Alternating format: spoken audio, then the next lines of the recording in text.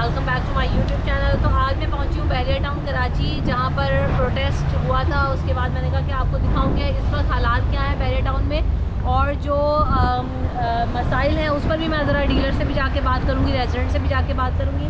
लेकिन इस वक्त जो गेट 1 है इसको मुकम्मल तौर पर बंद कर दिया। यहाँ पर आप देख रहे हैं कंटेनर्स भी लगा दिए। तो अब मैं जा रही हूँ दूसरे गेट की तरफ, वहाँ जाऊँगी और वहाँ जाके देखते हैं कि वहाँ से सिचुएशन क्या है और अंदर क्या सूरत हाल है। तो on let's go with it.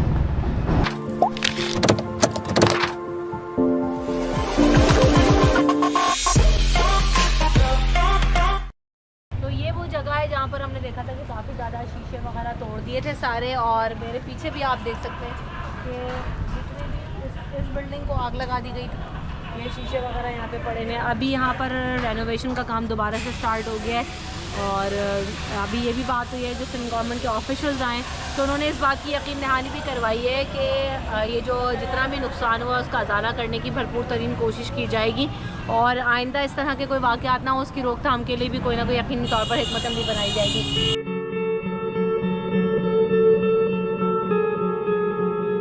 ख़ास तौर पर भेजा गया है कि जो भी नुकसानात यहाँ हुए हैं उनका अजाला किया जाएगा। पूरी कोशिश करेगी सिंध गवर्नमेंट मुकम्मल तौर पर जिन लोगों का नुकसान हुआ है हम उनके साथ हैं, और इंशाल्लाह आपका असेसमेंट जो होगी उसमें आपके साथ ताउन किया जाएगा। और इस बात की भी एश्योरेंस देते हैं कि कभी भी इस तरह का वाक़या जो है दोबारा यहाँ पे पेश नहीं होगा। हमारी पूरी कोशिश होगी कि इस तरह की सूरत हाल दोबारा ना हो। बहुत शुक्रिया। इनके कारोबार को नुकसान पहुँचाएगा। ये तो बेचारे शहरी हैं कराची के, ये कराची के शहरी हैं। जो हज़ारों लोग, हज़ारों फैमिलीज़ यहाँ रहती हैं, उन फैमिलीज़ के ख़िलाफ़ जो माहौल एक बना, खौफ ज़्यादा हो गया हर घर रहने वाले लोग। जब ये सारी सूरत हाल थी तो जो अपने बच्चों के साथ यहाँ रह रहा था उनकी क्या हालत हुई होगी उसका अंदाज़ा लगा सकते हैं। तो ये जो कुछ भी हुआ है सिंधी नेशनलिस्ट के नाम पर या नेशनलिज्म के नाम पर, मैं नहीं समझता कि किसी को नेशनलिज्म है। यहाँ जो लोग मुतासिर हुए हैं उनमें अक्सरियत तो सिंधी बोलने वालों की है। जो यहाँ लोग रहते हैं उनमें अक्सरियत सिंधी बोलने वालों की है। तो जो सिंधी नेशनलिज्म की बात करते हैं, मैं समझता हूँ कि उन्होंने शायद मिसगाइड किया उन लोगों को जिनको लेकर आए। तो ये बात समझने की ज़रूरत है कि जो एजेंडा था इसके पीछे सारा कुछ करने के, वो गौर करना चाहिए। मुझे तो लगता है कि शायद इसमें भी कुछ लोग इस्तेमाल हो गए।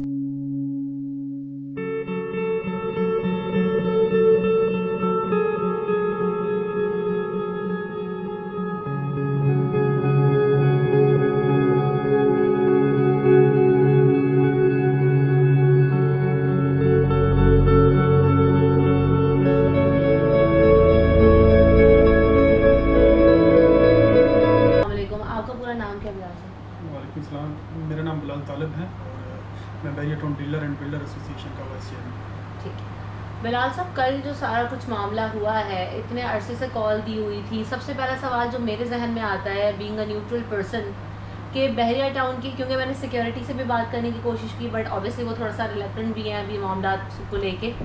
तो सिक्योरिटी ऐसी हमने देखी कि इतना कुछ अनाउंसमेंट होने के बावजूद बहरिया टाउन जो गेटेड कम्युनिटी है वो सिक्योर नहीं कर पाए। बड़ा वो ग्रोथ था, उसके सामने बहरिया टाउन की सिक्योरिटी वो बिल्कुल समझ लें ना होने के बराबर है। दूसरी बात यह है कि जब वो इतने बड़े जत्थे को, जिसको हमारे इतने बजट खाने वाले जो अदारे बैठे हैं, जब वो उसको टैकल नहीं कर पाए, जो इतने ज़्यादा रिसोर्सेज होने के बावजूद वो उसको नहीं, तो आप बहरिया की सिक्योरिटी को कैसे उस पर ब्लेम कर सकते हैं? ये कोई रूटीन मैटर थोड़ी था। ये तो अगर रूटीन मैटर किसी के वो कोई जाती एतबार से कोई छोटा मोटा उसमें आके करे तो डेफिनेटली हम इस चीज़ को बोले कि यार ये लूप है, इसको ख़त्म करना चाहिए, इसके ऊपर हमें बात करें। डीलर्स को नुकसान हुआ है, उसका खमियाजा कौन करेगा? आप लोगों का भी क्या प्लान है? हम बहरिया टाउन जो है ना, ये एक पूरी फैमिली है बहरिया टाउन। इसमें किसी को भी तनहा नहीं छोड़ा जाएगा ना। अल्हम्दुलिल्लाह हमारा माजी हुआ है ना, पहले कभी किसी को छोड़ा गया। अभी जो भी जितने दोस्त बाप का हुआ है सबको, मतलब इवन जो हमारी अथॉरिटीज़ हैं, जो हमारे बड़े हैं, उन्होंने ऑन बोर्ड ले लिया हुआ है। और इंशाल्लाह कोई भी एक भी बंदा, जिस तरह अभी यानी सिंध गवर्नमेंट के भी नुमाइंदे आपके सामने मौजूद थे यहाँ पे, तो उन्होंने भी इस चीज़ की यकीन दहानी कराई है कि क्योंकि जानो माल के तहफ़्फ़ुज़ की जिम्मेदारी थी सिंध गवर्नमेंट की, वो अपने उसमें फेल हुई है। तो वो उसमें उन्होंने भी इस चीज़ की यकीन दहानी कराई है कि वो इन लोगों की जो कंपनसेशन है उसके लिए वो सारा करेंगे। कंपनसेशन कराएंगे। और दूसरे जो बैरियर के हवाले से है, तो बैरियर टाउन तो हमेशा अल्हम्दुलिल्लाह हम लोग एक फैमिली की तरह हैं, और वो ना तो हमसे अली रियाज साहब, मलक रियाज साहब, शायद कुरी साहब अलग हैं, ना हम उनसे अलग हैं। तो हम सब बैठेंगे और चीज़ों को वो आपस में करेंगे। क्योंकि जो इन्वेस्टर है वो बहुत ज़्यादा परेशान है, क्योंकि ऑलरेडी कुछ मसाइल चल रहे थे लैंड से रिलेटेड, कुछ परसेंट जिनकी अभी तक अलॉटमेंट्स नहीं हुई, जिसमें लोगों ने पैसा लगाया हुआ था। ख़ास तौर पर ओवरसीज़ पाकिस्तानी बहुत ज़्यादा परेशान थे इस मामले पर, और इस सारे प्रोटेस्ट के बाद और इस सारी चीज़ों के बाद तो और ज़्यादा बहरे टाउन के ऊपर से लोगों का एतमाद उठता हुआ नज़र आ रहा है। तो मुझे ये बताइएगा कि क्या मार्केट में चेंज आया है, मार्केट डाउन हुई है, क्या प्राइसेस में इफेक्ट आएगा, या जिस तरह से रूटीन वर्क चल रहा था वैसे ही चल रहा है? रिस्पांस कैसा होगा? आप अपने क्वेश्चन को थोड़ा सा वो करें। आपने तो सारी चीज़ें पहले बांध दी हैं, ये मुनासिब नहीं लगती। देखो बैरियर टाउन अल्हम्दुलिल्लाह वो जो इश्यूज़ हैं, हम पहले दिन से हमारी इंतज़ामिया, हम जितने सारे जो बैरियर टाउन के वो नुमाइंदगी के तौर पे बात करते हैं, हम कहते हैं अगर एक सिंगल इंच भी बैरियर के पास किसी का कब्जा है तो हम उसकी कंपनसेशन भी देंगे, उसकी ज़मीन भी उसको वापस देंगे। हम हर तरह से उसको तावन करने के लिए तैयार हैं। अदारे खुले हुए हैं, कोर्ट खुली हुई हैं, चाहे जाके हम साबित करें कि ये इनकी हमने किसी का हक मारा तो उसको हम देने के लिए तैयार हैं। अल्लाह का शुक्र आज भी है, जो बैरियर टाउन से जुड़े लोग हैं सबका बैरियर टाउन के ऊपर एतमाद है, और हमारा बाजार आज भी इस आने के बावजूद भी हमारी जो मार्केट प्राइसेस हैं वो अपनी जगह। ओवरसीज पाकिस्तानी से रब्ता हुआ, उनका क्या रिस्पॉन्स डेफिनेटली है इस साने के?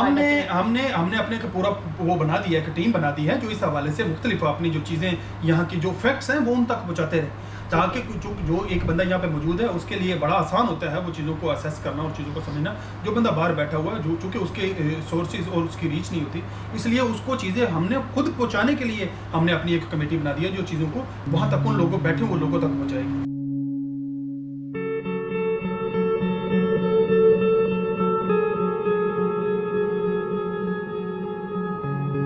देख सकते हैं कि यहाँ जो ऑफिस थे उनका सामान ना सिर्फ पैसे निकाले गए, कैश लेके वो यहाँ से चले गए, बल्कि जो सामान था उसे थोड़ा फोड़ा, आग लगाई, जलाया। तो ये अभी भी स्टिल यहाँ पर है मौजूद है। ऑब्वियसली काम हो रहा है, रेनोवेशन का, सारी चीज़ें शुरू हो तो चुकी हैं, बट स्टिल ये बहुत ज़्यादा टाइम तो लगेगा इन सारी चीज़ों को रिकवर करने में, इन सारी चीज़ों को वापस से उसी फॉर्म में लाने के लिए जिसमें था।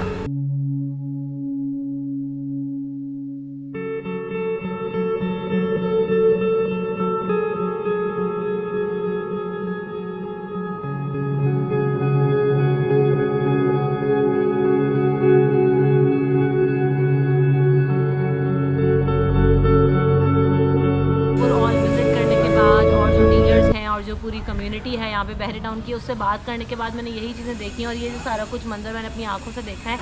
तो यही सारी चीज़ें कोई पहली दफ़ा नहीं हुई है। इससे पहले भी कराची को, या जो हमने देखा है कि जब भी कोई भी डेवलपमेंट के काम होते हैं तो उसको सबोताज करने की बहुत साजिश तो की जाती है, और ये हमेशा से ही वतीरा रहा है कि पॉलिटिकल इन्फ्लुएंसेस भी होती हैं, साथ साथ और भी सारे फैक्टर्स होते हैं।